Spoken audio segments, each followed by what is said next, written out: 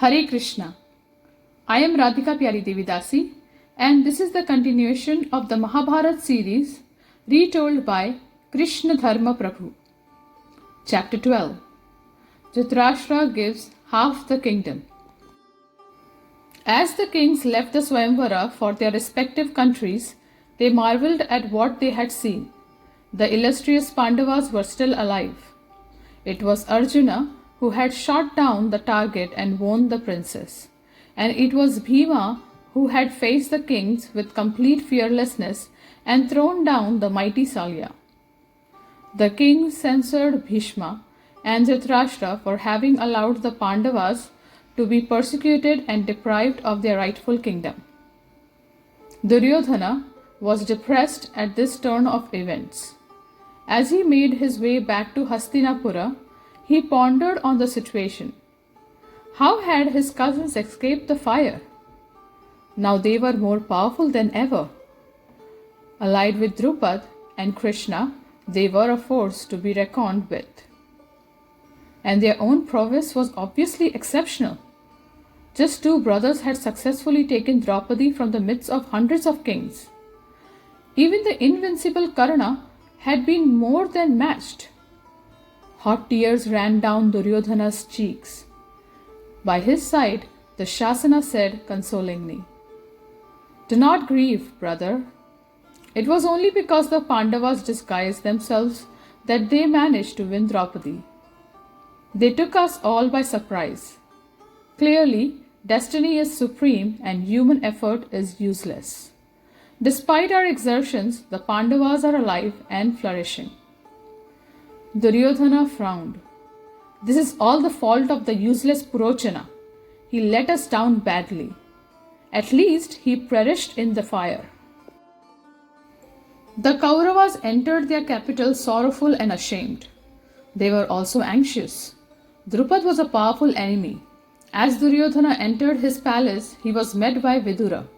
Hearing the news from Panchala, Vidura's face lit up with delight. Despite Duryodhana's machinations, the Pandavas were thriving. Surely the Lord was protecting those virtuous princes. Vidura went at once to Dhritarashtra and said, "By good fortune, the Kurus have been successful and are prospering." The blind king replied joyfully, "What luck! What luck!" Not knowing that Vidura was referring to the Pandavas, he thought that perhaps Duryodhana had won Draupadi. He immediately ordered ornaments to be made for Draupadi and asked that she and Duryodhana be brought into the palace in great pomp.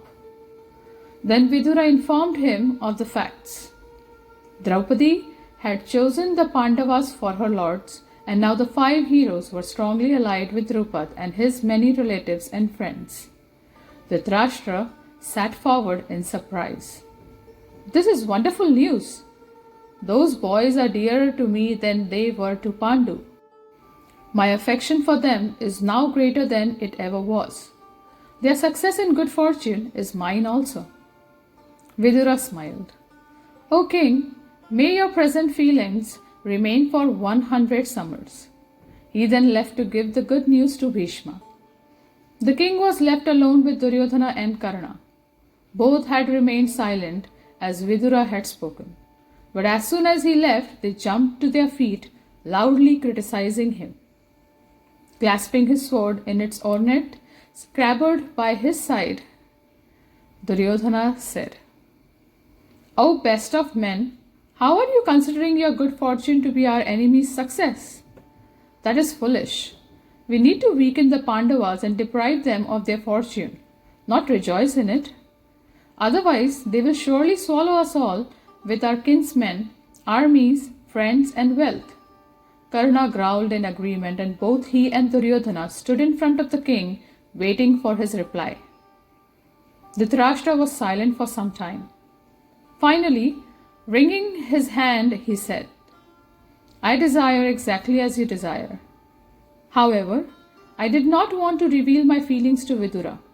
He should not even be able to know what I am thinking by my demeanor. Therefore I praise the Pandavas in his presence." The king asked Duryodhana how he and Karna planned to handle the situation. The prince replied that they should employ very diplomatic and devious means to bring about the Pandavas' downfall. He suggested that spies be employed to create disunity between the five brothers, or that Drupad and his ministers be swayed from supporting the Pandavas by tempting them with wealth. Perhaps Draupadi could be turned against them if beautiful women were used to seduce the brothers. Or maybe Bhima could be secretly killed. He was the mainstay of the Pandavas' power, and without him they could easily be overpowered. Duryodhana concluded, "O father, use whatever means you deem best. Somehow we must bring the Pandavas under our control without delay. Their strength increases with every passing day." The Kaurava prince turned to Karna and asked him for his opinion. Karna raised a clenched fist. His voice boomed out in reply. "O Duryodhana, in my view, your suggestions are not well considered. I do not think that any intrigues will succeed against the Pandavas. You have already tried and failed in this way on various occasions. It will surely fail again." Karna pointed out that the Pandavas had formerly been living near them in Hastinapura. They had been mere children without allies or friends, and still Duryodhana's scheming had not been successful. Now the brothers were grown up, had secured powerful allies, and most importantly, were on their guard against the Kauravas. They would detect and thwart any plan Duryodhana set in motion. Nor would the Kauravas be able to break Draupadi's affection for her husbands. She chose them when they appeared as poor Brahmins. How would she reject them now that they were prosperous? Nor would the virtuous Draupad abandon them for the sake of wealth, even if the Kauravas offered him their entire kingdom. Karna's eyes flashed as he spoke. His natural golden armor gleamed in the shafts of sunlight that shone through the palace windows. He turned to the king and continued, "O sire, here is what I think we should do. Before the brothers are fully established, let us strike them down on the battlefield. We must challenge them before Drupad has time to assemble his allies to fight alongside them, and before Krishna and Balram can bring the mighty Yadava host from Mathura."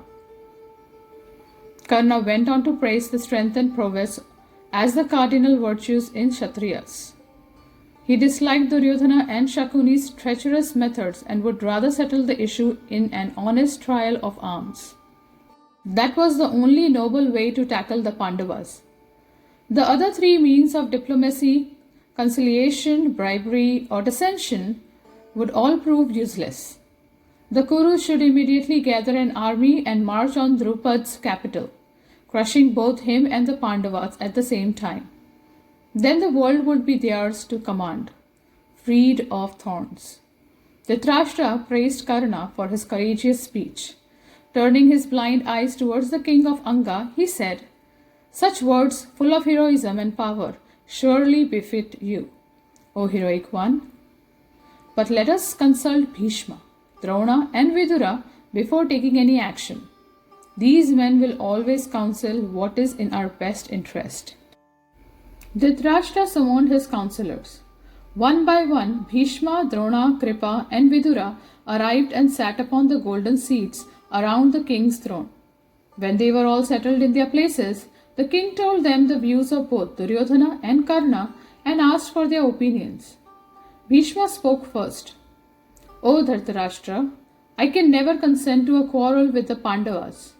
Pandu's sons and your sons are equally dear to me. They deserve my protection equally. The Pandavas should be given half the kingdom. Of this there is no doubt. As much as you feel this kingdom to be your property, so too do the Pandavas feel it to be theirs. If it is not their birthright, then how can it ever be yours? Indeed, their claim comes before yours. Therefore conclude a treaty and hand over half of this kingdom to them. Do this for your own good." Bhishma then explained what would happen if they declined to make peace with the Pandavas. The Kauravas would be covered with dishonor. All virtuous men would censor them. Having lost their reputation, their existence would become useless. Bhishma looked around the council chamber as he spoke. "It is fortunate for us that Kunti's sons still live. It is fortunate that Kunti herself still lives. And it is fortunate that the sinful Purochana met his end.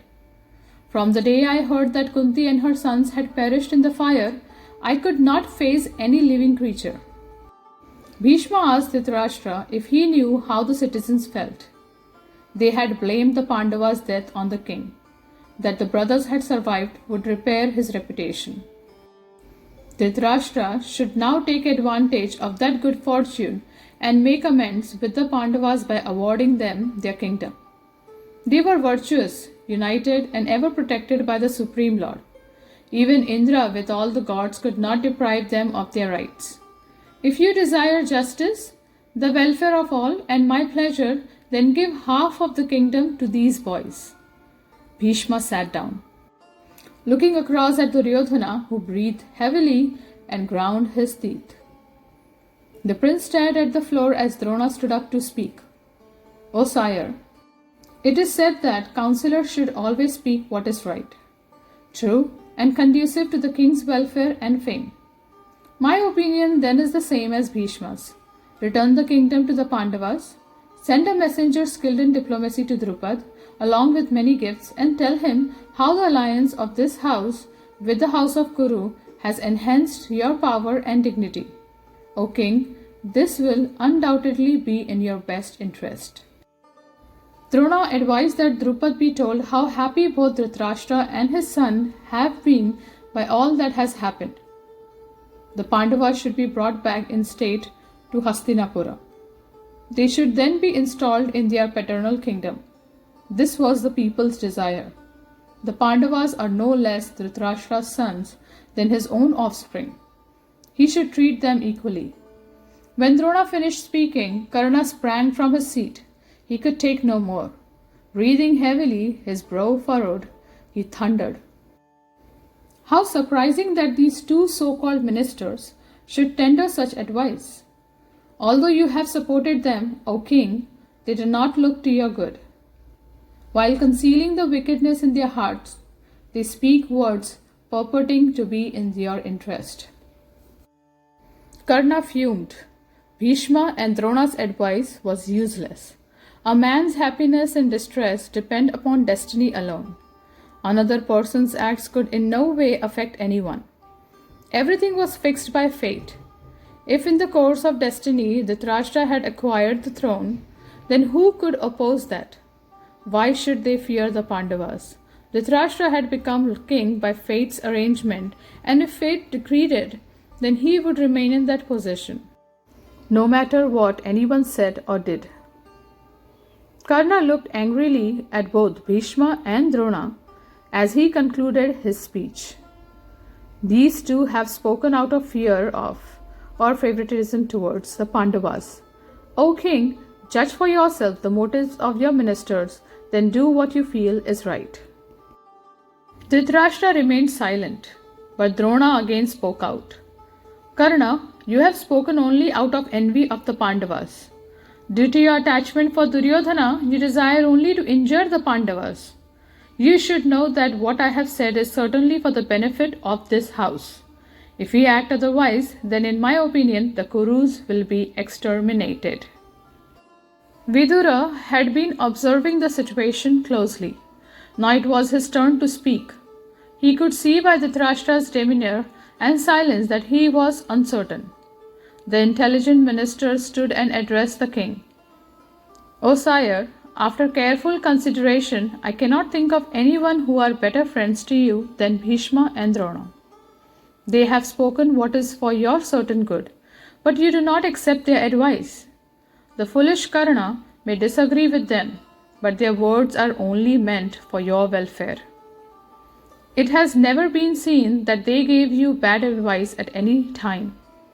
They are experienced, wise, and learned in scripture. Neither of them are in any way less than Rama, the great son of Dasharatha. They regard your sons and the Pandavas with equal eyes. Why then do you disregard this counsel? Vidura then gave his own views of the situation. Dhritarashtra's partiality towards his own sons would lead to his downfall. The Pandavas were powerful, and they were fixed in virtue. They could not be overcome by force. Indeed, they were capable of withstanding even the gods in battle. Besides the mighty Drupad, they had Krishna and Balram as allies. There was no doubt that wherever there was Krishna, there would be victory. Standing before Dhritarashtra, Vidura spoke firmly. Wash away, O king, the stain of ill repute brought about by the incident at Varnavata. Please the citizens of the state. Do what is just and proper and give to the Pandavas what is rightfully theirs. If you listen to the sinful advice of Duryodhana, Shakuni and Karna, your kingdom and fortune will surely be annihilated. Dhritarashtra remained silent for some minutes. As much as he desired the advancement of his own sons over that of the Pandavas, he could not deny the truth of Vidura's words. Placing his hand upon his sceptre, he said, The learned Bhishma, the Rishi Drona, and your illustrious self, O Vidura, have all spoken the truth about what is good for me. The Pandavas are certainly my sons and are entitled to this kingdom. Go, O Vidura, and bring them here along with their mother. Bring too the celestial beauty, Draupadi. By good fortune the Pandavas live. By good fortune have they obtained Drupad's daughter as their wife. By good fortune our strength has now increased, and by good fortune the wicked Purochana is dead. Dhritarashtra dismissed the assembly. Duryodhana and Karna stormed out, closely followed by Dushasana and the other Kaurava princes. Vidura left and made preparations to go immediately to Kampalya, while the blind king was led back to his chambers by his servants. Early the next morning, Vidura departed for the Panchala kingdom. He took with him numerous jewels and various kinds of wealth for Drupad, the Pandavas and Draupadi. A large contingent from Dhritarashtra's army accompanied him as he made his way along the smooth forest roads. Vidura had heard that Krishna had gone to Kampilya to visit the Pandavas, and he felt excited at the prospect of seeing that all-powerful personality as well as his beloved nephews. When he arrived at Kampilya, Drupad received him with honor, and the Pandavas were overjoyed to see him. They greeted him with tears in their eyes and touched his feet. The old minister embraced each of the brothers warmly. Krishna then came forward and bowed before Vidura, who embraced him. Feeling a surge of ecstatic love, he gazed at Krishna for some moments, and the Yadavas smiled affectionately at him. Vidura then offered Draupadi brilliant golden ornaments studded with diamonds and rubies, and Drupad a heap of shining gems. When they were all seated in Drupad's council chamber, Vidura said, O king, along with your sons and ministers, please hear the message I bring from Dhritarashtra. He and his sons and ministers have repeatedly asked after your welfare. Your beloved friend Drona has mentally embraced you and sent his warmest greetings. All of the Kuru elders are overjoyed at our new alliance. They feel as if they have acquired a new kingdom. Knowing all this, O sire, please permit the Pandavas to go to Hastinapura. The Kurus long to see them again. Vidura described how much the people in Hastinapura were anxious to see the brothers return with their new bride. He hoped the Pandavas themselves were desiring to again see their own home. Would Drupad allow them to enter their own city in state?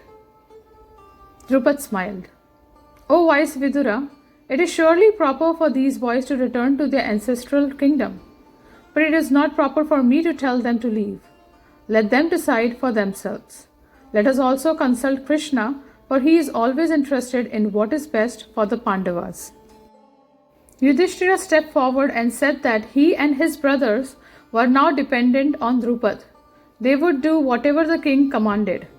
Krishna said, In my view, the Pandavas should go to Hastinapura, but we should all abide by Drupad's opinion, for the king is learned in all aspects of virtue. Drupad agreed with Krishna. These princes are now as dear to me as they are to Vasudev. No one is more their well-wisher than Krishna, and he will only counsel what is for their own good. Let them depart for Hastinapura. Soon they were ready to leave. The Pandavas made their fond farewells to Drupad and his sons. The old king and his wife shed tears as their daughter mounted the chariot with Kunti. They stood with the other Kuru elders outside the palace as the Pandavas proceeded slowly down the royal highway towards the city gate. Krishna went with them on his own splendid golden chariot, and with great pleasure they all journeyed together to Hastinapura. They entered the city like a line of celestials entering Amravati, Indra's splendid city. The citizens thronged the streets. Everyone longed to see the Pandavas again. They crowded around the brothers as the procession moved slowly along the main road towards Dhritarashtra's palace. The Pandavas could hear people's exclamations. The best of men, Yudhishthira, has returned at last. That exalted soul knows the precepts of virtue. He regards us as if we were his nearest relatives. Today it seems that Pandu himself, beloved of the people, has come back from the forest. If we have ever given charity, if we have ever performed sacrifice, if we have any ascetic merits, then let the Pandavas live here for 100 years. The brothers smiled and raised their hands in blessings. Their eyes streamed with tears as they again saw their city and its people. Soon they saw Dhritarashtra and Bhishma, who had come out on the road to meet them. The king and his minister embraced the Pandavas, who in turn greeted their elders with due reverence, touching their feet, bowing before them with folded hands. Yudhishthira then inquired after the welfare of the kingdom and its people and was told that everything was flourishing. Gradually the party moved into Dhritarashtra's palace. Having been worshipped by the Kuru elders, Krishna followed behind them. Duryodhana's wife Dushala met Draupadi and Kunti and accompanied them into Gandhari's quarters. As Gandhari embraced Draupadi, she thought of the prophetic voice that had spoken when Draupadi first stepped out of the fire. It was said that she would be the death of the world's Kshatriyas. The blindfolded queen had developed a powerful inner vision due to her austerities. She could understand that Draupadi was destined to cause her son's destruction. Still, Gandhari felt no malice towards Draupadi. She had resigned herself to the eventuality of fate. Duryodhana was wicked and selfish. His brothers followed him blindly. Surely they shall reap their rightful reward. All-powerful Providence controlled everything. Men were simply her instruments, driven by desire and hate. The queen blessed Draupadi and then warmly greeted her old friend Kunti. In Dhritarashtra's council chamber, the king spoke before the Pandavas in a trembling voice. It is with joy that I sit here today with Pandu's sons. The gods have surely been merciful to the Kurus in that these 5 heroic brothers still live. So that no further disputes may arise between us, I want to give the Pandavas half the kingdom. O Yudhishthira, my child, go to Khandava Prastha. This shall be your half of the kingdom. Live there peacefully. Bhishma and Vidura looked at one another but said nothing. Krishna, who was sitting upon a splendid seat of gold and jewels, and who appeared like the sun illuminating the assembly, smiled when he heard the king's proposal. He knew the region the king was generously offering to the Pandavas. Khandava Prastha was a vast area, and it was certainly half the kingdom, but it was nothing but jungle and desert. There were no cities, not even any settlements. Although it had been once the site of the Kuru's capital, a rishi had long ago cursed that land when he felt offended by a Kuru king. It was now a wasteland. Yudhishthira looked respectfully at Dhritarashtra. He felt no anger or resentment at the unfairness of the settlement. His elders represented the supreme. Their orders should be followed without question. The prince looked across at Krishna, who was still smiling. Yudhishthira was sure with his assistance they would be able to make the Khandava region habitable land. With palms folded, the Pandava acknowledged Dhritarashtra's gift. It shall be so, my lord. The next day the king arranged for Yudhishthira's coronation. With all pomp and ceremony, the prince became the king of Khandava Prastha, with Vyasdev appearing in time to perform the rituals. After the coronation, the Pandavas arranged to depart. Having worshipped the gods and taken their leave from the Kuru elders, they left with Krishna at the head of their procession. The sage Vyasadev also accompanied them as they journeyed to the northern region of Khandava. With his assistance, the brothers selected an auspicious tract of land upon which to found a city. He performed the appropriate Vedic rites to invoke the god's presence. When Krishna sat with the rishi and summoned Indra, the deity appeared, blazing like fire. He bowed before Krishna and asked, "What shall I do for you at this time, my lord?" Krishna asked him to arrange for a city to be constructed for the Pandavas. He told Indra to sprinkle his heavenly nectar across the land so that it would again become rich and fertile. Saying, "So be it," Indra called for Vishwakarma, the architect of the gods. After being instructed by Indra, he began work on the city. All around the site, granite walls rose to the skies. Vishwakarma constructed white palaces and mansions whose windows looked like the divine eagle Garuda's outstretched wings. The city was protected by massive, dark gates that resembled clouds. No weapon could assail them. Deadly darts and other missiles were placed along the tops of the defensive ramparts. The turrets were filled with powerful men, all highly trained in warfare and with all weapons at their disposal. The city was then surrounded by delightful woods full of blossoming and fragrant trees. Everywhere were lakes crowded with swans and lotus flowers. The city streets were wide and well designed, with pleasant groves and gardens between them. Pleasure houses stood in the vast public concourses, and there were countless temples dedicated to Vishnu and the heavenly deities. The Pandavas' own palace appeared like the heavenly Mount Meru. Full of every opulence, it stood in the center of the city, surrounded by garrisons of warriors. Soon Brahmins began to be attracted to the city, which had become known as Indraprastha. They opened institutions wherein they taught all the Vedic sciences. Vaishyas also began to arrive, hoping to earn money by selling their goods. Gradually, craftsmen and artisans arrived, and within a short time, the city was populated with pious citizens. It resembled Amravati in the heavens. Being ruled with justice and compassion by Yudhishthira and his brothers, Indraprastha's people had everything they desired. They came to regard the Pandavas as affectionate fathers. Out of friendship for their Pandavas, Krishna remained in the city for some days. Arjuna and Krishna were especially close, and they spent much time together. Draupadi would also take every opportunity to serve Krishna, and she became very dear to him. A few days after Krishna's departure, the celestial seer Narada came to Indraprastha. Seeing the well-known rishi dressed in black deer skin and with his golden hair knotted on his head, Yudhishthira got off his throne and offered his obeisances. He then presented Narada with a fine golden seed encrusted with jewels and personally offered him the sacred Agreya. King Yudhishthira washed the rishi's feet and welcomed him with gentle words. At Yudhishthira's command, Draupadi came before the sage and stood with folded palms. Narada offered the beautiful queen blessings and then dismissed her.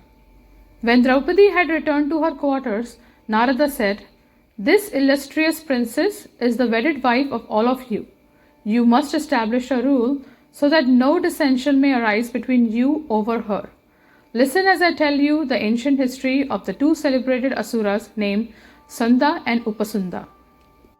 The two asuras belonged to the powerful race of Danavas, the celestial demons.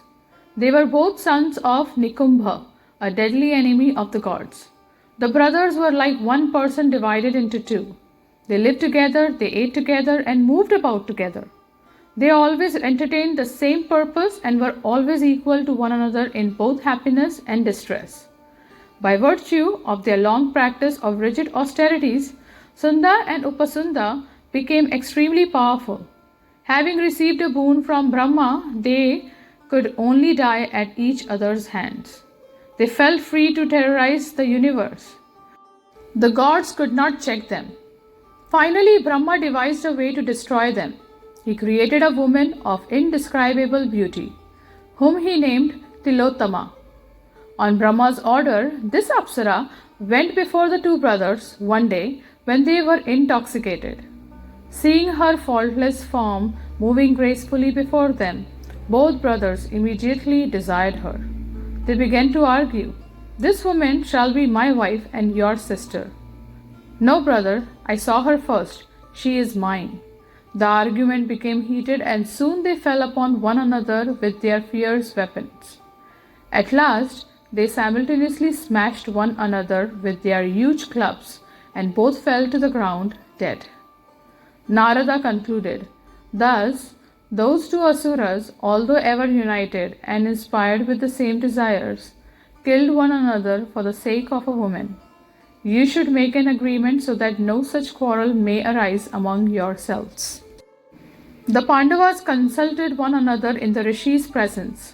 Finally, they agreed that they would each spend a certain amount of time with Draupadi.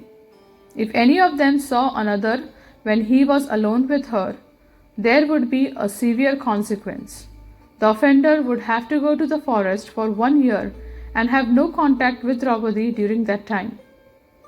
After the Pandavas had made this rule, Narada took his leave, disappearing before their eyes. Carefully keeping their agreement, the brothers continued to live peacefully at Indraprastha. Thus ends the 12th chapter of the Mahabharata series. Dhritarashtra gives half the kingdom. Thank you very much. Hare Krishna.